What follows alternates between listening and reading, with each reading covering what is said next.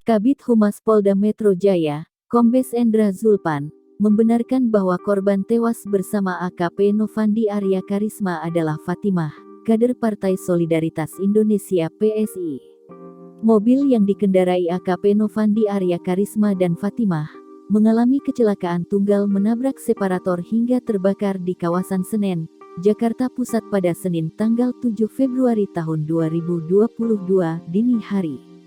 Ya, kader PSI. Atas nama Fatimah, kata Zulpan saat dikonfirmasi, Rabu tanggal 9 Februari tahun 2022. Kendati demikian, Zulpan tidak menjelaskan lebih lanjut perihal hasil identifikasi tersebut.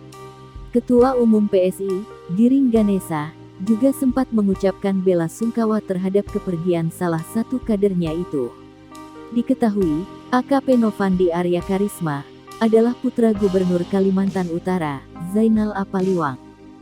Sementara Fatimah atau yang akrab disapa Sis Zahra, adalah anggota Dewan Pimpinan Daerah DPD PSI Kota Banjarmasin.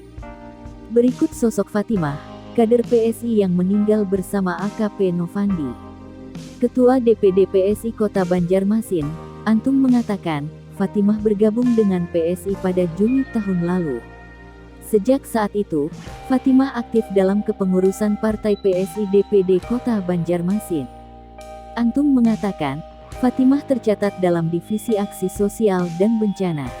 Selama menjadi kader PSI, Fatimah dikenal sebagai sosok yang aktif di setiap kegiatan partai. Selain itu, di mata Antung, Fatimah juga mudah bergaul dengan rekan-rekan anggota PSI lain. Kronologi kecelakaan AKP Novandi Arya Karisma bersama Fatimah bermula saat keduanya mengendarai mobil Toyota Camry pada Senin tanggal 7 Februari tahun 2022 dini hari sekitar pukul 0.30 waktu Indonesia Barat. Dirlantas Polda Metro Jaya, Kombes Pol Sambodo Purnomo Yogo mengatakan, diduga korban turun dari flyover Senen dengan kecepatan tinggi. Berdasarkan olah tempat kejadian perkara TKP, mobil tersebut hilang kendali hingga akhirnya menabrak separator busway. Tabrakan antara mobil dan beton separator tersebut diduga menimbulkan percikan api hingga membakar mobil milik AKP Novandi.